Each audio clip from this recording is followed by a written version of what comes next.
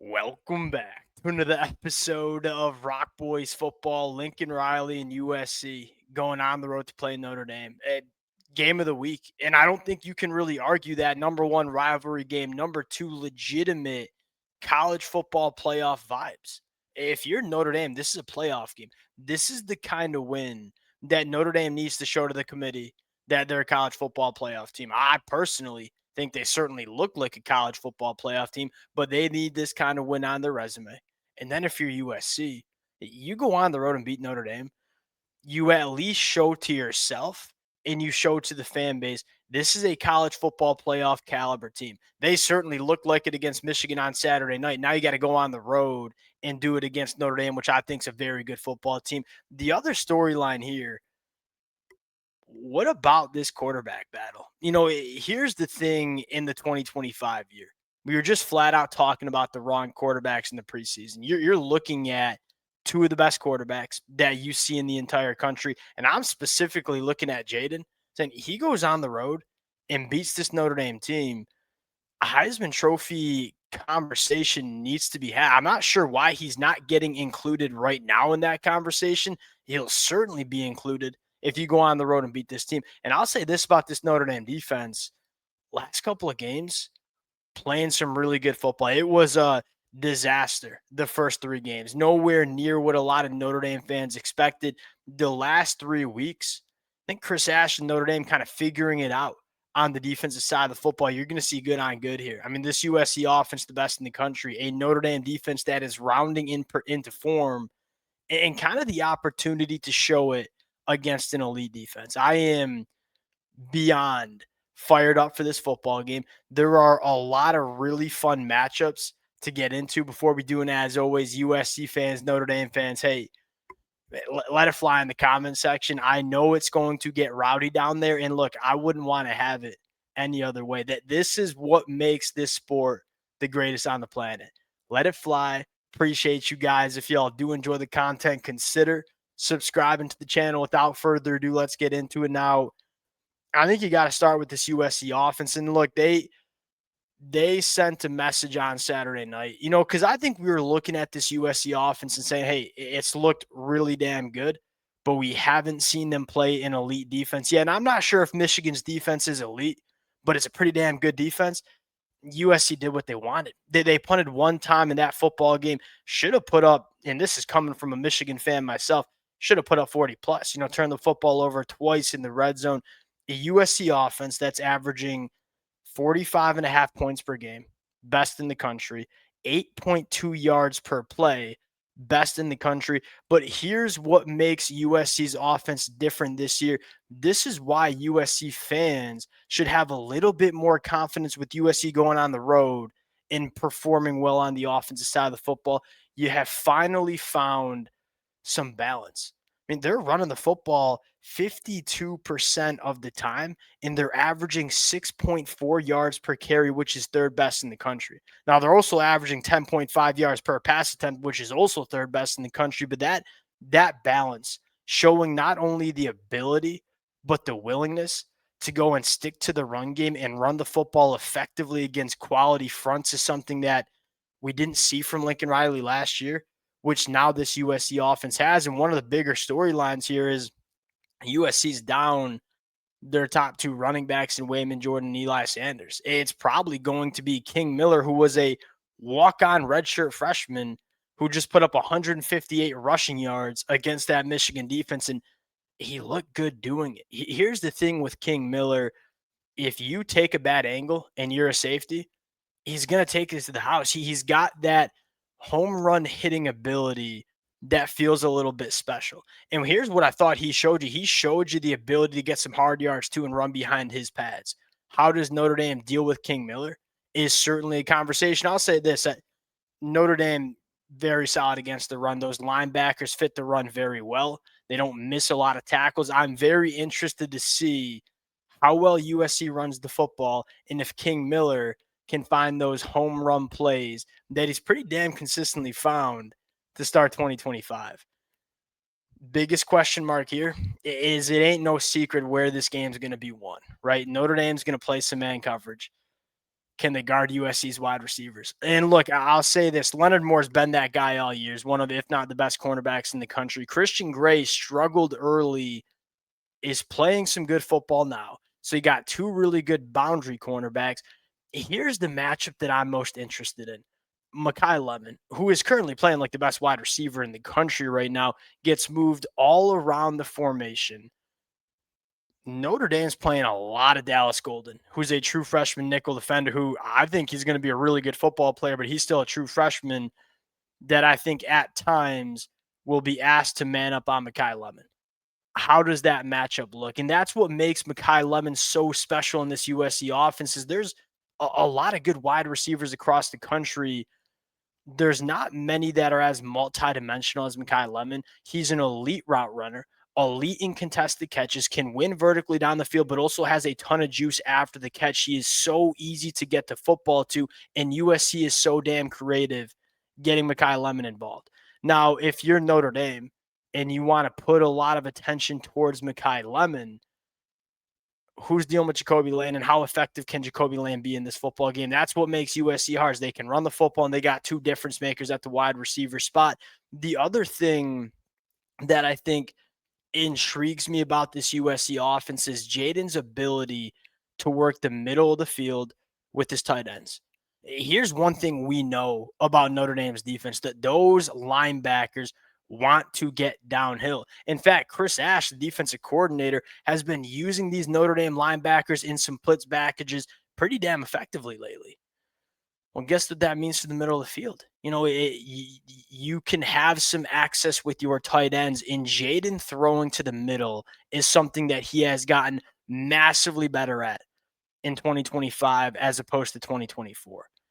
What does that look like? In some really big moments, you've seen Jaden work the middle of the field with these tight ends, and we know Notre Dame's backers, similar to Michigan's on Saturday night, going to be aggressive downhill. Can Jaden capitalize?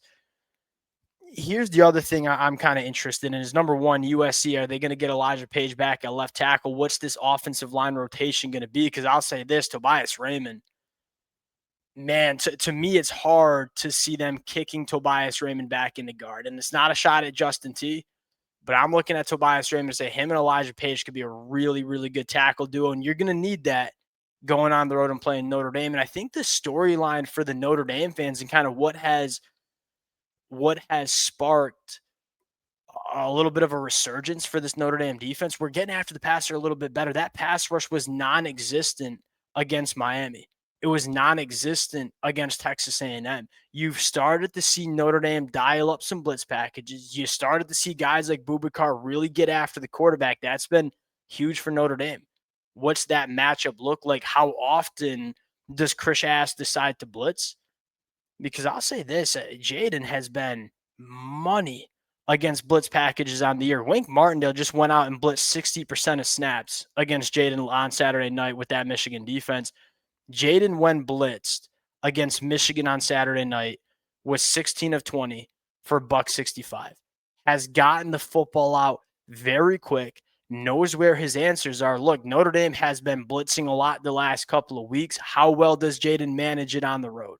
And I think you have to put that asterisk into the conversation when you're talking about this game, because we've seen USC at times be a different football team at home in the Coliseum than what they've been on the road. How well does USC manage the road environment, specifically on offense, specifically with the new center? All conversations you have to have, because it's going to be rowdy and it's going to be loud. What does that communication look like from this USC offense? Flipping the sides here. This Notre Dame offense has been awesome, and I think CJ Carr has been very, very good.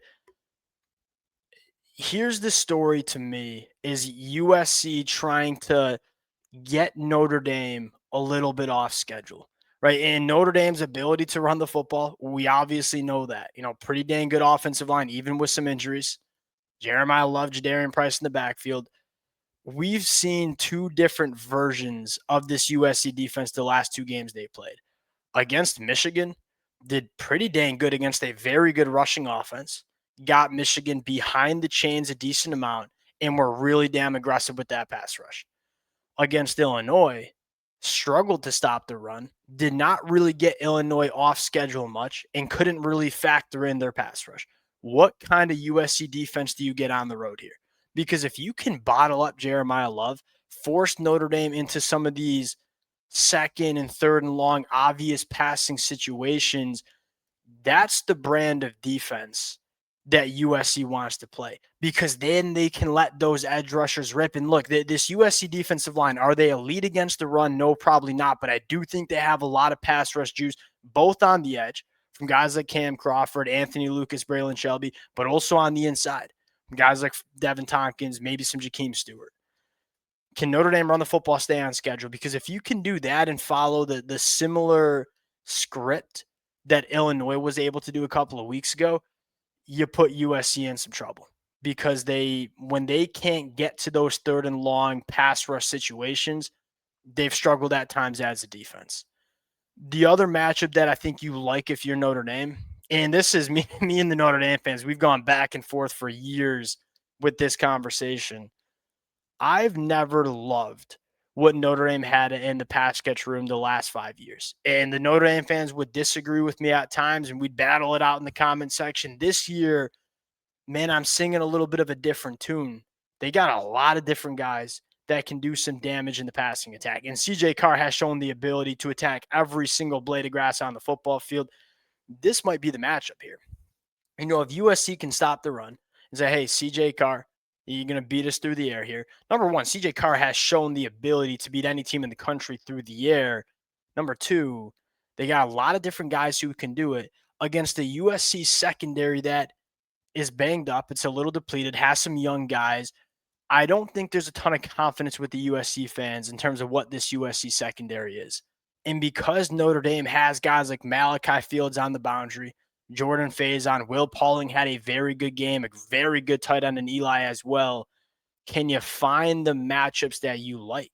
Because I'm looking at, hey, there's a good chance USC starting nickel in this football game going to be a true freshman in Alex Graham, who's playing his second career game, first career game on the road. Look at a guy like Will Pauling and say, well, maybe that's a matchup that you like. Maybe a Malachi Fields on a guy like Marcellus Williams, who's only 5'11", is a matchup you like. With how multidimensional, how many different guys that Notre Dame can beat you with through the air against the USC secondary that you're not sure how many guys you trust back there, can Notre Dame find matchups that they like, and can CJ Carr routinely hit those? That's another thing that I think if you're a Notre Dame fan, you have some confidence in. Last thing I'll say is, how well does Notre Dame pick up this USC pass rush, especially with the USC's got a new starting center. Notre Dame was going to have a new starting center here, right? Danton Lynn got really creative with the different fronts and the different blitz packages against Michigan, and it got Michigan a little off balance. Can you do that again on the road? And this is a question that I will continue to have for Notre Dame until they consistently answer, and that is, Notre Dame's offensive tackles, I think, are really solid tackles. Emil Wagner, Anthony Knapp, I think they're both going to go to the NFL at some point. When we've seen them play really good edge rushers, Ruben Bain, Akeem Mesidor at Miami, Cassius Howell at Texas A&M, we have seen them struggle. And that was true back in 2024 as well when they made that run to the national championship. What's that battle look like? Because I look at USC and say, I think they got some guys that can rip off the edge. Cam Crawford being the highlighted one, Anthony Lucas, Braylon Shelby. Those are guys that I think will go to the NFL at some point too. What's that matchup look like? Again, to me, if you're Notre Dame, you want to try to stay on schedule and try to avoid those obvious passing situations where this USC defense has shown they can really create some negative plays and force some turnovers. Getting into the pick here. Line sitting at 8.5. There's been some money coming in on Notre Dame. I'm not picking against USC outside of 7 points. I struggle to see any team in the country just running away from this USC team because I think this offense is a little bit too good. Now, am I super confident that USC is going to go on the road and beat Notre Dame here?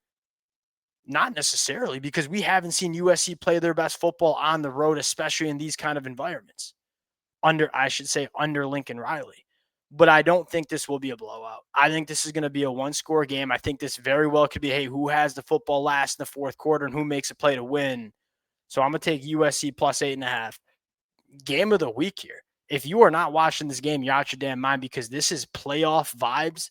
Obviously, a rivalry that we all love too. Man, fire me up for this one. We'll close it out there. Appreciate you guys rocking with it. Hey, let it rip in the comment section. Any disagreements with my analysis of the game, that's also welcome. That's part of the beauty of these episodes. Appreciate you guys, and we're gonna talk to y'all later. Peace.